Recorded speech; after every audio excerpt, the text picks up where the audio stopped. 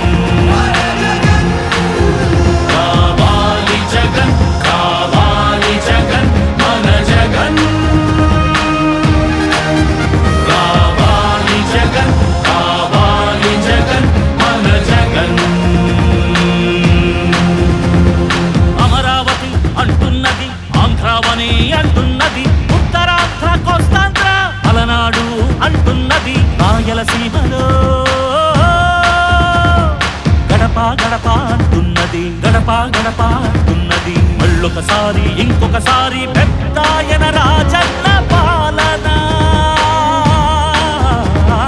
కన్నుల ముందుకు రావాలంటే, కన్నుల పండుగ కావాలంటే, ప్రజల గుండెలో ప్రతిధ్వనించే ప్రత్యేక హోదా ఇవ్వాలంటే రావాలి జగన్, కావాలి జగన్, మన జగన్, మన జగన్. రావాలి జగన్, కావాలి జగన్, మన జగన్, మన జగన్. రావాలి జగన్, కావాలి జగన్, మన జగన్, మన జగన్. రావాలి జగన్, కావాలి జగన్, మన జగన్. అప్పుల మంటలు బతుకులు కాలే, బడుగుల ఘోషలు ఆగాలంటే, వాట్లా పేరున ఆడపడుచులకు జరిగిన దోఖా పోవాలంటే, జాబుల పేరున మోసం జరిగిన యువతకు న్యాయం జరగాలంటే రావాలి జగన్, కావాలి జగన్, మన జగన్, రావాలి జగన్, కావాలి జగన్, మన జగన్, రావాలి జగన్, కావాలి జగన్, మన జగన్, రావాలి జగన్, కావాలి జగన్, మన జగన్. పింఛన్ జీవుల జీవితమే సుఖ శాంతికి నిలయం కావాలంటే, రుణ బాధలు కనరాని రోజులు జనకానుకగా ఇవ్వాలంటే, ఎక్కడ చూసినా ఆంధ్రావని ఒక పచ్చని స్వర్గం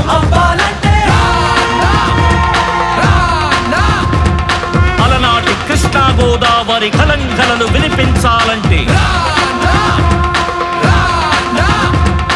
ఆంధ్రావళి పూర్వంలాగా అన్నపూర్ణగా వెలగాలంటే రైతుల కళ్ళలో పసిడి పంటల బంగారు కాంతులు మెరవాలంటే రావాలి జగన్ కావాలి జగన్ మన జగన్ మన జగన్ రావాలి జగన్ కావాలి జగన్ మన జగన్ మహిళల మోమున సిరిసిరి మల్లెల చిరునవ్వులు తెరబూయాలంటే యువకుల గుండెలు భరోసా నిండిన ఆనందం ఉప్పొంగాలంటే ఎక్కడ చూసినా రాజన్న కోరిన రాజ్యపు జెండా ఎగరాలంటే కావాలి జగన్ కావాలి.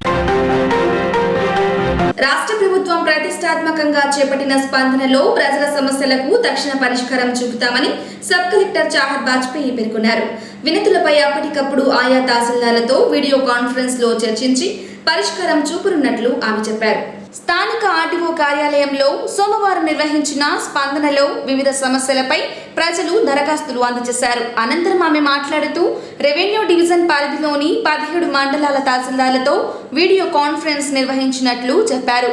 సచివాలయాల కార్యాలయాల్లో కూడా క్షేత్రస్థాయిలో వినతులు స్వీకరిస్తారని ఆమె పేర్కొన్నారు.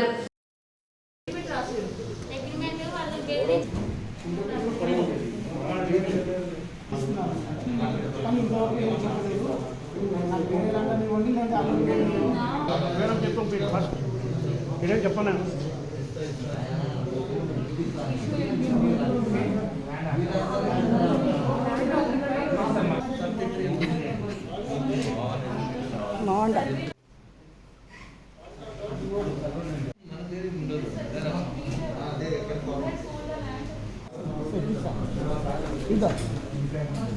ఈ గొడవైన తోడు ఎండియు వాహనాల మరమ్మతులు కాటా రిపేరీకి ప్రతిసారి కర్నూలుకు వెళ్లాల్సి రావడంతో వేల రూపాయలు భారం పడుతోందని నంద్యాల డివిజన్ ఎండియు సంఘం అధ్యక్షులు శ్రీనివాసులు, ఉపాధ్యక్షులు వెంకట్లు తెలిపారు. ఏ చిన్న రిపేరీ వచ్చినా కర్నూలుకు రమ్మంటున్నారని, డివిజన్ పరిధిలోని 17 మండలాల ఎండియు నిర్వాహకుల పరిస్థితి దయనీయంగా ఉందని వారు పేర్కొన్నారు. నంద్యాల రెవెన్యూ డివిజన్ ఎండియు సంఘం ఆధ్వర్యంలో నిర్వాహకుల వివిధ సమస్యలపై స్థానిక సబ్ కలెక్టర్కు సోమవారం వినతి పత్రం అందజేశారు. ఈ సందర్భంగా వారు మాట్లాడుతూ వార్డుల్లో రేషన్ పంపిణీ సమయంలో వాలంటీర్లు రాకపోవడంతో తీవ్ర ఇబ్బందులు ఎదుర్కొంటున్నట్లు చెప్పారు. వాహనాలు కాటాల మరమ్మతులకు వెళితే కర్నూలులోనే 2-3 రోజులు ఉండాల్సి వస్తోందని అధికారులు స్పందించి మెకానిక్ పాయింట్ను నంద్యాలలోనే ఏర్పాటు చేయాలని వారు కోరారు. అబ్బాయి కాదా శ్రీనివాసులు, నంద్యాల మండలంలో ఎండీ ఆపరేటర్గా పనిచేస్తున్నాను నేను. మేము చుట్టుపక్కల మండల 18 మండలాల ఎండీలందరూ కలిసి మేడం గారికి అర్జీ చేయడానికి వచ్చాము. మేము అర్జీ ఏమనగా మేము మాకు ఇచ్చేటువంటి రేషన్ డెలివరీ వెహికల్ బండ్లకు కానీ రేమ్ మిషన్ కాటా మిషన్ రిపేర్లకు కానీ కర్నూలు పోవాల్సి వస్తుంది. అందువల్ల మాకు ఎంతో భారం ఖర్చుతో కూడుకున్న విషయము. కర్నూలు పోయి రావడం వల్ల పెట్రోల్ కానీ టోల్ గేట్లు కానీ భారం అవుతుంది మాకు. అదేవిధంగా మాకు నంద్యాల చుట్టుపక్కల డివిజన్కి అందరికి మొత్తం మెకానిక్ షాపు ఒక పాయింట్ ఇక్కడ నంద్యాలలో ఏర్పాటు చేయాల్సిందిగా మేడానికి అర్జీ ఇచ్చాము. అదేవిధంగా మనకు కొంతమందికి జీతాలు పడలేదు, 5,000 శాలరీ ఎక్స్ట్రా శాలరీ కూడా పడలేదు. దాని విషయం కానీ ఇంకోటి ఎక్స్ట్రా తమ్ము విషయంలో కానీ మేడానికి అర్జీ ఇచ్చాము. మేడం గారికి ఇవ్వడం వల్ల మేడం పై లెవెల్కి తీసుకుపోయి మా ప్రాబ్లమ్స్ ఏమైనా కానీ క్లియర్ చేస్తామని చెప్పడం జరిగింది. వాలంటీర్ల విషయంలో కూడా మాకు సపోర్టింగ్ లేదు, అది కూడా చెప్పాము మేము. అది మేడం కూడా చెప్తానండి, క్లియర్ చేస్తాను. మన నంద్యాల సబ్ కలెక్టర్ మేడం గారికి వినతి పత్రం ఇవ్వడం జరిగింది. మేడం కూడా మాకు సానుకూలంగా స్పందించి నేను మీ సమస్యలకు పరిష్కారం చూస్తానండి. దాని నుంచి మా సమస్యలు త్వరగా పై లెవెల్కి తీసుకెళ్ళి సమస్యలు పరిష్కరిస్తే మాకు కూడా బాగుంటుంది అని కోరుచున్నాం. మేడం నంద్యాలలో ఒక మెకానిక్ పాయింట్ పెడతామని అర్జీలో రాసిచ్చాము, అది కూడా పెడతానండి. తర్వాత వాలంటీర్లు కూడా సరిగా స్పందించడం లేదు, దాని గురించి కూడా మేము మేడం గారికి అర్జీ చేయడం జరిగినది. అలాగే ఇట్లా మాకు నామినీకి ఒక తమ్మడిగాము, ఎందుకంటే ఎండీలకు ఎవరికైనా ఆరోగ్యం బాగాలేనప్పుడు రావడానికి ఇబ్బందిగా ఉంటుంది కాబట్టి నామినీకి ఒక తమ్మడిగాము, అది కూడా సానుకూలంగా స్పందిస్తానని చెప్పింది మేడం. కట్టడం జరిగింది. వేకటాలు కూడా మెకానిక్స్ సరిగా లేరు కాబట్టి నంద్యాలలో ఒక పాయింట్ పెట్టేసి అది కూడా మెకానిక్లు ఎవరైనా చేస్తే బాగుంటుందని మేము అర్జీ రాసేయడం జరిగింది. వీటన్నిటికీ మేడం గారు సానుకూలంగా స్పందిస్తారని కోరుతున్నాం. కార్గిల్ యుద్ధంలో పాకిస్తాన్ సైనికులను తరిమికొట్టి త్రివర్ణ పతాకాన్ని భారత సైనికులు ఎగురవేశారని నంద్యాల లయన్స్ క్లబ్ ప్రతినిధులు డాక్టర్ రవికృష్ణ, మనోహర్ రెడ్డి, శ్రీకాంత్ కొనియాడారు. యుద్ధంలో భారత సైనికులు 500 మంది ప్రాణాలర్పించి సాధించిన కార్గిల్ను నేడు దేశవ్యాప్తంగా కార్గిల్ దినోత్సవాన్ని జరుపుకుంటున్నామన్నారు. స్థానిక లయన్స్ క్లబ్ కార్యాలయంలో కార్గిల్ దినోత్సవాన్ని పురస్కరించుకొని మాజీ సైనికులకు ఘనంగా సత్కరించారు. ఈ సందర్భంగా 1999లో జరిగిన కార్గిల్ యుద్ధంలో ప్రత్యక్షంగా పాల్గొన్న వరప్రసాద్, మరో 2 మాజీ సైనికులు చంద్రమోహన్, రామ్మోహన్ రెడ్డిలకు శాలువాలతో సత్కరించి వారి సేవలను కొనియాడారు. అమరవీరుల త్యాగాలను స్ఫూర్తిగా తీసుకొని దేశాభివృద్ధికి కృషి చేయాలని వారు కోరారు.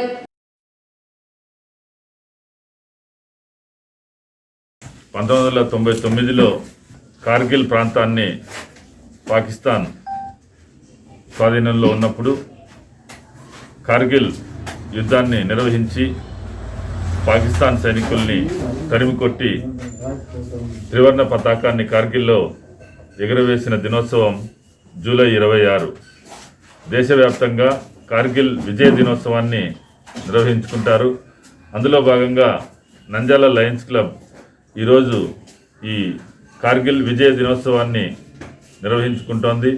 అందులో భాగంగా 1999 కార్గిల్ యుద్ధంలో ప్రత్యక్షంగా పాల్గొన్నటువంటి మాజీ సైనికులు శ్రీ వరప్రసాద్ గారికి, అదేవిధంగా మరో 2 మాజీ సైనికులు శ్రీ చంద్రమోహన్ గారికి, రామ్మోహన్ రెడ్డి గారికి మేము ఈరోజు లయన్స్ క్లబ్ తరఫున ఘనంగా సత్కరిస్తున్నాము. అదేవిధంగా ఈ కార్గిల్ విజయాన్ని సాధించడంలో 500 మంది పైగా అమర సైనికులు, వీర సైనికులు ప్రాణత్యాగాలు చేసిన ఫలితమే ఈ కార్గిల్ విజయ దినోత్సవం. వారందరికీ ఈ సందర్భంగా నంద్యాల లయన్స్ క్లబ్ తరఫున ఘనంగా నివాళులు అర్పిస్తున్నాం. విజయ దినోత్సవం పురస్కరించుకొని ఈరోజు 3 మాజీ సైనికులకు గౌరవించుకోవడం జరిగింది. మన పొరుగు దేశమైన పాకిస్తాన్ అక్రమంగా వాస్తవాధీకరణ దాటి 80 రోజులు వీరోచితంగా పోరాడిన మన భారత సైనికులు ఈరోజు 1999 జూలై 26వ తేదీన విజయం సాధించడం జరిగింది. ఈ విజయ దినోత్సవాన్ని పురస్కరించుకొని మేము మా లయన్స్ క్లబ్ తరఫున, నంద్యాల లయన్స్ క్లబ్ తరఫున సన్మానించుకోవడం జరిగింది. నా పేరు ఈఎస్పీ వరప్రసాదరావు. నేను ఆర్టిలరీలో 20 years సర్వీస్ చేసి 2001లో రిటైర్డ్ అయినాను. 1990లో కార్గిల్ వాళ్ళు పాల్గొని ఇక్కడే శ్రీనగర్లో ఉన్నప్పుడు పోస్టింగ్ ఉన్నాము. తర్వాత 2021లో నేను రిటైర్డ్ అయినాను. కార్గిల్ వాళ్ళు చెప్పాల్సింది చాలా ప్రమాదకరమైంది. ఎందుకంటే మన వాళ్ళు చాలామంది ఆ కార్గిల్ యుద్ధంలో చనిపోయారు. ఎందుకంటే మనకు వాళ్ళకు చాలా వ్యత్యాసం ఉన్నది. ఎప్పుడైనా అక్కడ -20, -15 degreesలలో ఉన్న వాతావరణంలో ఒక నిబంధన ఉండేది. ఎవరైనా కానీ ఆ పైన కార్గిల్ ఆ సెక్టర్లో ఉన్నటువంటి పూంచ్ కానీ, లే కానీ, లడాక్ కానీ ఆ ఏరియాలలో అక్టోబర్ నుంచి మార్చి దాకా ఉన్నటువంటి ఉష్ణోగ్రత తగ్గుతుంది. ఎందుకంటే -20 degrees అక్కడ ఉండడం చాలా ఇబ్బంది కాబట్టి వాళ్ళు విత్డ్రా చేసుకొని అక్టోబర్ నుంచి మార్చి దాకా వాళ్ళు మళ్ళీ స్వంత రెజిమెంట్కి వస్తారు. తిరిగి మళ్ళీ వాళ్ళు మార్చి నుంచి మళ్ళీ అక్టోబర్ దాకా మళ్ళీ అక్కడ డ్యూటీలు చేయాల్సి వస్తుంది. కానీ వాళ్ళు అక్టోబర్లో దిగిపోయి మరి జనవరిలో వాళ్ళు మళ్ళీ పైకి వచ్చి వాళ్ళు మొత్తం అంతా కార్గిల్ ఆక్యుపై చేయడము, మన వాళ్ళు తిరిగి మార్చిలో పైకి వెళ్తుండగా వాళ్ళ మీద అటాక్ చేయడము, ఈ విధంగా 81 days దాకా ఈ కార్గిల్ యుద్ధం జరుగుతూనే ఉంది. కానీ వాళ్ళు లోయలు ఉన్న దానివల్ల మనం సీదా వాళ్ళ మీద అటాక్ చేయడానికి కూడా కష్టం కాబట్టి మన వాళ్ళు చాలామంది చనిపోవడం జరిగింది. అందులో మనకు కూడా చాలామంది డెత్ అయినారు. 20 ఏళ్లకు తర్వాత జూలై 26, 1999లో మనం విజయ్ దివాస్ జరుపుకొని కార్గిల్ వారిని మనము కార్గిల్ సెక్టర్ మన చేతులు చేయించుకుంటున్నాం. వార్డు ప్రజలకు నిత్యం అందుబాటులో ఉంటూ ఏ చిన్న సమస్య వచ్చినా పరిష్కారానికి కృషి చేస్తామని కౌన్సిలర్ షహనాజ్, వైఎస్ఆర్సీపీ నాయకులు రహమతుల్లా పేర్కొన్నారు. నిరుపేదలు, నిరాశ్రయులకు ఏ అవసరం వచ్చినా తక్షణమే స్పందించి అండగా నిలుస్తామని వారు చెప్పారు. 24వ వార్డు పరిధిలోని ఫకీర్పేటలో ఓ నిరుపేద యువతి వివాహానికి వారు హాజరయ్యారు. ఈ సందర్భంగా వారు మాట్లాడుతూ ఎమ్మెల్యే శిల్పా రవిచంద్ర కిషోర్ రెడ్డి, వైఎస్ఆర్సీపీ నాయకురాలు శిల్పా నాగిని రెడ్డిల స్ఫూర్తితోనే సేవా కార్యక్రమాలు చేపడుతున్నట్లు చెప్పారు. ఫకీర్పేట పెద్దలు, స్థానిక వైఎస్ఆర్సీపీ నాయకుల సహకారంతోనే వివాహం జరిపించినట్లు వారు తెలిపారు. ఈరోజు మా పక్కీరిపేటలో మాకు సంబంధించిన అమ్మాయికి బీదమ్మాయికి నికా జరపాలనే ఉద్దేశంతో పెద్దలైనటువంటి వారికి మా రసూల్ బీ గారు తర్వాత వాళ్ళందరూ వచ్చి నాకు ఈరోజు నికా చేద్దామని అన్నారు. కానీ దాన్ని నేను కూడా పెద్ద మనసుతో వాళ్ళిద్దరూ కూడా ఇష్టంతో పేద పాప అయినటువంటి ఆ పాప నాకు ఎలక్షన్లో కూడా అడిగింది, అన్న మాకు వివాహం చేయాలన్న మీ చేతుల మీద జరిపించండి అని చెప్పినారు. అది దృష్టిలో పెట్టుకొని ఈరోజు మేము మా కౌన్సిలర్ గారు ప్లస్ మా వార్డులో ఉన్నటువంటి పెద్ద మనుషులు కబీర్ గారు, అదేవిధంగా అబ్దుల్ కలాం గారు, తర్వాత అన్వర్ గారు, అదేవిధంగా మా షరీఫ్ ఆఫీస్ సాబ్ గారి ఆధ్వర్యంలో మేమందరం కలిసి ఈరోజు మా వైఎస్ఆర్సీపీ నాయకులు అందరం కలిసి వీరికి వివాహ కార్యక్రమమును చేయడం జరిగింది. ఇటువంటి కార్యక్రమాలు ఎవరైనా కానీ మాకు మా వార్డులకు సంబంధించినటువంటి పేద ప్రజలకు ఏదైనా కానీ వివాహాలకు సంబంధించినట్టు కానీ తర్వాత ఏదైనా కానీ మాకు చేతశక్తి కాడికి మేము సహాయం అందిస్తూ ముందుకు వెళ్తున్నాము. ఈరోజు పకీర్పేటలో నా చెల్లె లాంటి సోదరికి ఒక అమ్మాయికి పెళ్ళి చేయడం జరిగింది. దానికి మాకు చేతనైనంత వంతు సహాయం చేశాము. మాకు ఎలక్షన్లో కూడా ఆ పాప సహాయం చేసింది. దీనికి ఆదర్శంగా మా శిల్పారవన్న నాగిని మేడం వాళ్ళ ఆదర్శంగా తీసుకొని మేము కూడా ప్రజలకు సహాయం చేయాలనే ఉద్దేశంతో నడుస్తున్నాము. ఈ అవకాశం ఇచ్చిన మా రవీన్నకి మా నాగిని మేడానికి చాలా కృతజ్ఞతలు. పట్టణంలోని ప్రభుత్వ చౌక దుకాణాలను కేంద్ర బృందం సోమవారం ఆకస్మికంగా తనిఖీ చేశారు. చౌక దుకాణంలోని రికార్డులు, కాటాలు, బియ్యం నిల్వలను వారు పరిశీలించారు. పట్టణంలోని ప్రభుత్వ చౌక దుకాణాల్లో కేంద్ర ప్రభుత్వం ఉచితంగా అందజేసిన రేషన్ పంపిణీని కేంద్ర బృందం తనిఖీ చేశారు. వినియోగదారులను విచారించడంతో పాటు బియ్యం పంపిణీపై ఆరా తీశారు. తూకాలు, నాణ్యతపై వార్డు కార్డుదారులను అడిగి తెలుసుకున్నారు. ఈ సందర్భంగా రాష్ట్ర నోడల్ అధికారి ఉపేంద్ర సింగ్ మాట్లాడుతూ డీలర్లు పారదర్శకంగా వ్యవహరించాలన్నారు. రేషన్ పంపిణీలో వినియోగదారులకు మెరుగైన సేవలు అందించాలని ఆయన సూచించారు. I am Dr. Upendra Singh. I am the Nodal Officer with the Ministry for this concurrent evaluation and monitoring of National Food Security Act in the state of Andhra Pradesh. We are here just to see overall in the state how the program has been taken up at the system level and at the beneficiary level. So further looking to the whole state, we have selected 12 districts of the state where we are visiting and just interacting with the people, the local stakeholders and the people who are basically managing the whole program, maybe the Tehsildar, maybe the DSO, ASO, everything. So we are interacting with those people, and also largely the whole focus is to interact with the beneficiaries who are working, for whom the whole program is undertaken, how in the best manner they are getting the entitled, because food security is a right. So every beneficiary should have right to get the proper quantity what has been envisaged under the National Food Security Act. So we are trying to interact with the people. We are also filling their feedbacks in the form of form, because ultimately anything need to be documented. And it is good we are trying to get the whole process the kind of transparent one, so that everybody can see, even the people from media, people from district supply office, people from local mandal, they are here, they are seeing how things are taking place. The whole process should be transparency kind of thing, because anything we are going to report to the ministry, it's not that they are not aware of.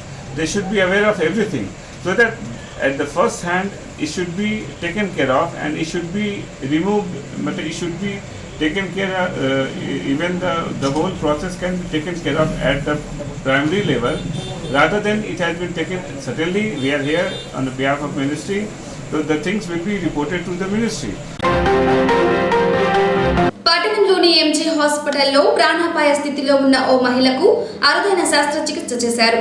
Doctor Jasmine Sultana ఆధ్వర్యంలో 3 వైద్యుల బృందం ఎంతో శ్రమించి మహిళకు శస్త్రచికిత్స నిర్వహించి ప్రాణాపాయం నుంచి రక్షించారు.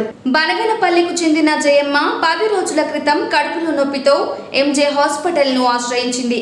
వైద్య పరీక్షల అనంతరం మహిళ కడుపులో కణతితో పాటు గుండె నియంత్రణ జబ్బును కూడా వైద్యులు గుర్తించారు. వైద్యుల బృందం అన్ని రకాల జాగ్రత్తలు తీసుకుని గుండెకు అనంతరం కణతిని తొలగించినట్లు డాక్టర్ మహబూబ్ బాషా మీడియాకు తెలిపారు. ఆపరేషన్ చేసి 12 రోజులైందని, ప్రస్తుతం పేషెంట్ పూర్తి ఆరోగ్యంగా ఉన్నట్లు ఆయన వివరించారు.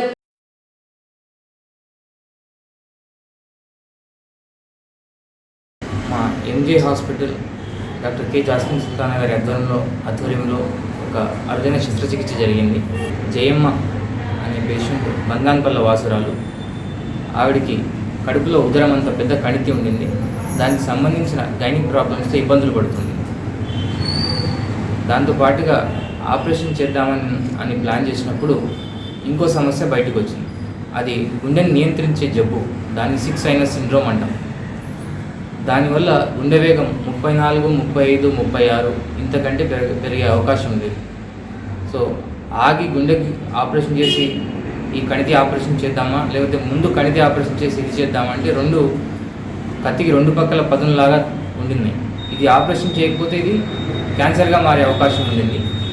ఆపరేషన్ చేస్తే గుండె వేగం ఆపరేషన్ టేబుల్ మీద తగ్గే అవకాశం ఉంది. సో దీన్ని ఛాలెంజ్గా తీసుకొని హాస్పిటల్ వైద్యులందరూ అందరం గుండె వేగానికి సంబంధించి వచ్చే కాంప్లికేషన్స్ని ముందే పరిగణలో తీసుకొని దానికి కావాల్సిన తగిన జాగ్రత్తలు తీసుకుంటూ ఆపరేషన్ సమయం తగ్గిద్దామని చెప్పి 3 ఎక్స్పర్ట్ బృందంతో doctor K jasmine Sultana, doctor Sasikiran madam, doctor Bhaskar Reddy 3 ఈ నిపుణుల వైద్య బృందంతో ఆపరేషన్ని తొందరగా పూర్తి చేస్తూ ఆ గుండె వేగం నియంత్రించే జబ్బు వల్ల వచ్చే కాంప్లికేషన్స్ని జాగ్రత్తగా ఇబ్బంది లేకుండా పేషెంట్ని ఈ జర్నీని కంప్లీట్ చేయడం జరిగింది. చివరికి విజయవంతంగా ఆపరేషన్ పూర్తి చేశాము. జయమ్మ అనే పేషెంట్ బంగాన్పల్లి నుంచి మా దగ్గరికి బ్లీడింగ్ కంప్లైంట్స్తో మైలలు ఎక్కువ అవ్వడము, దానివల్ల రక్తం తగ్గిపోవడం, రక్తం ఎక్కించడము ఈ కంప్లైంట్స్తో వచ్చారు. దాంతో పాటుగా ఒవేరియన్ సిస్ట్ కణతి అనేది పెరుగుతూ ఉండింది. అది క్యాన్సర్లో మారే అవకాశం ఉండింది. దానికోసమని సర్జరీ ప్లాన్ చేసుకున్నాము. కానీ ఆమెకి అరుదైన గుండె జబ్బు 6 సైనస్ సిండ్రోమ్ ఉండింది. సో మేము కార్డియాలజీ ఒపీనియన్ తీసుకొని మత్తు డాక్టర్ గారు డాక్టర్ మహబూబ్ బాషా పర్యవేక్షణలో మేము ఈ శస్త్రచికిత్స అనేది డాక్టర్ శశికిరణ్, డాక్టర్ భాస్కర్ రెడ్డి సహకారంతో ఈ కఠినమైన శస్త్రచికిత్స సక్సెస్ఫుల్గా పూర్తి చేశాము. వితౌట్ ఏం ప్రాబ్లమ్స్ లేకుండా పేషెంట్ కూడా ఇప్పుడు అన్ని ప్రాబ్లం తగ్గిపోయి హెల్తీగా హ్యాపీగా ఉంది. ఈ పేషెంట్కు ఉన్న సమస్యలను అన్ని పరిణామాలు తీసుకొని ఒక టీం వర్క్గా చేశామండి. డాక్టర్ మహబూబ్ గారి ఆధ్వర్యంలో అనెస్టిస్ట్ గారు మరియు సర్జన్ డాక్టర్ భాస్కర్ రెడ్డి గారు, మరియు డాక్టర్ కె జాస్మిన్ మరియు నేను డాక్టర్ శశి, మేము నలుగురం కలిసి ఈ టీం వర్క్గా చేసి దీని వితౌట్ ఎనీ కాంప్లికేషన్స్ ఫినిష్ చేస్తాం. జయమ్మ పేషెంట్ కడుపు నొప్పితో ఫస్ట్ ప్రజెంట్ అయ్యారు మా దగ్గరికి. మనం అన్ని ఇన్వెస్టిగేషన్స్ స్కానింగ్లు చేస్తే గర్భసంచి పక్కన పెద్ద గడ్డ ఉందని మనకు రిపోర్ట్లో తేలింది. మనం అప్పుడు ఆమె వచ్చేసరికి రక్తహీనత 6 మాత్రమే ఉంది. మామూలుగా 14% ఉండే రక్తము ఆమెకు 6 మాత్రమే ఉంది. 4 పాయింట్లు రక్తం ఎక్కించిన తర్వాత మళ్ళీ మత్తు డాక్టర్ గారు సర్జరీ కోసము చెకప్ చేస్తే ఆమెకు గుండె మామూలుగా నిమిషానికి 60 నుంచి 90 సార్లు కొట్టుకోవాలి. ఆమె గుండె మాత్రం కొట్టుకునేది 30 సార్లు. మత్తు ఇచ్చినప్పుడు ఒకసారి గుండె ఆగిపోవడానికి కూడా ప్రమాదకరమైన ఛాన్సెస్ ఉంటాయి. దానికి చాకచక్యంగా సారు మహబూబ్ బాషా సార్ గారు అనస్థీసియా డాక్టర్, ఆయన చాకచక్యంగా మత్తు ఇవ్వడం వల్లనే సీనియర్ గైనకాలజిస్ట్ మేడం శశికిరణ్ గారు, జాస్మిన్ సుల్తానా గారు, నా ఆధ్వర్యంలో నేను డాక్టర్ భాస్కర్ రెడ్డి సర్జన్ ముగ్గురం కలిసి ఆపరేషన్ చేసే టయాన్ని తగ్గించడం వల్ల ఆమె కోలుకోవడం జరిగింది. ఈరోజు 12వ రోజు. ఇప్పుడు అంతా కుట్ల వరకు కానీ అంతా బాగానే ఉంది. పట్టణంలో ఎవరైనా అసాంఘిక కార్యకలాపాలకు పాల్పడితే ఊరుకునేది లేదని, తమ దృష్టికి వస్తే కఠినంగా వ్యవహరిస్తామని డీఎస్పీ చిదానందరెడ్డి హెచ్చరించారు. రౌడీయిజం చేసిన, దౌర్జన్యాలకు పాల్పడిన చట్టపరమైన చర్యలు తప్పవన్నారు. స్థానిక సబ్ డివిజనల్ పోలీస్ కార్యాలయంలో పోలీసు అధికారులతో వివిధ పోలీస్ కేసులపై రివ్యూ సమావేశం నిర్వహించారు. అనంతరం మీడియాతో మాట్లాడుతూ స్టేషన్లలోని కేసులపై విచారణ చేపట్టి త్వరితగతిన పరిష్కరించాలని అధికారులను ఆదేశించారు. ఆయా స్టేషన్ల పరిధిలో జరిగే అసాంఘిక కార్యకలాపాలపై నిఘా ఉంచి ఏర్పాటు చేయాలని ఆయన సూచించారు. నంద్యాల టౌన్లో ఉన్నటువంటి 1 టౌన్, 2 టౌన్, 3 టౌన్ తాలూకా ఇన్స్పెక్టర్లతో క్రైమ్ రివ్యూ నిర్వహించడం జరిగింది. ఇందులో భాగంగా త్వరితగతిన కేసులు పరిష్కరించాలని ఆదేశాలు ఇవ్వడం జరిగింది. అదేవిధంగా శాంతి భద్రతలను ఎటువంటి ఇబ్బందులు లేకుండా చూడాలని, ఎవరైనా రౌడీయిజం దౌర్జన్యం చేస్తే వారి పట్ల కఠినంగా వ్యవహరించాలని ఆదేశాలు ఇవ్వడం జరిగింది. అలాగే మట్కా, గుట్కా, గ్యామ్లింగ్, బెట్టింగ్ ఎవరైతే నిర్వహిస్తుంటారో అదేవిధంగా సహకరించేటువంటి వాళ్ళపై నిఘా ఉంచి చట్టపరమైన చర్యలు తీసుకోవాల్సిందిగా ఆదేశాలు ఇవ్వడం జరిగింది. వార్తలు ముగించే ముందు ముఖ్యాంశాలు మరోసారి. కర్నూలు సునైన ఆడిటోరియంలో పేదల గృహ నిర్మాణంపై సమీక్ష. నంద్యాల పీవీ నగర్లో గృహాలను పునర్నిర్మించాలన్న గృహ నిర్మాణ శాఖ మంత్రి రంగనాథ్ రాజు, ఎమ్మెల్యే శిల్పా రవిచంద్ర కిషోర్ రెడ్డి. పొన్నాపురం కాలనీలో నూతన సచివాలయ కార్యాలయ భవనం ప్రారంభం. సమస్యలను సచివాలయాల్లోనే పరిష్కరించుకోవచ్చన్న ఎమ్మెల్యే శిల్పా రవిచంద్ర కిషోర్ రెడ్డి. స్పందనలో వినతుల వెల్లువ. ప్రజా సమస్యలపై తక్షణ పరిష్కారం చూపుతామన్న సబ్ కలెక్టర్ కుమారి చాహత్ వాజ్పేయి. నంద్యాలలో ఘనంగా కార్గిల్ విజయ దినోత్సవం. మాజీ సైనికులను సత్కరించిన లయన్స్ క్లబ్ సభ్యులు. సాయిబాబా నగర్లో నిరుపేద యువతికి వివాహం. నిరుపేదలకు అండగా ఉంటామన్న కౌన్సిలర్ షహనాజ్, వైఎస్ఆర్సీపీ నాయకులు రహమతుల్లా. పట్టణంలోని రేషన్ షాపుల ఆకస్మిక తనిఖీ. పారదర్శకంగా సేవలందించాలన్న కేంద్ర బృంద సభ్యులు ఉపేంద్ర సింగ్. ఎంజే హాస్పిటల్లో మహిళకు అరుదైన శస్త్రచికిత్స. పేషెంట్ ఆరోగ్యంగా ఉందన్న వైద్యులు డాక్టర్ జాస్మిన్ సుల్తానా, డాక్టర్ మహబూబ్ బాషా. నంద్యాలలో పోలీసు అధికారులతో కేసులపై సమీక్ష. త్వరితగతిన కేసులు పరిష్కరించాలన్న డీఎస్పీ చిదానందరెడ్డి. ఈ వార్తలతో సమాప్తం. నమస్కారం.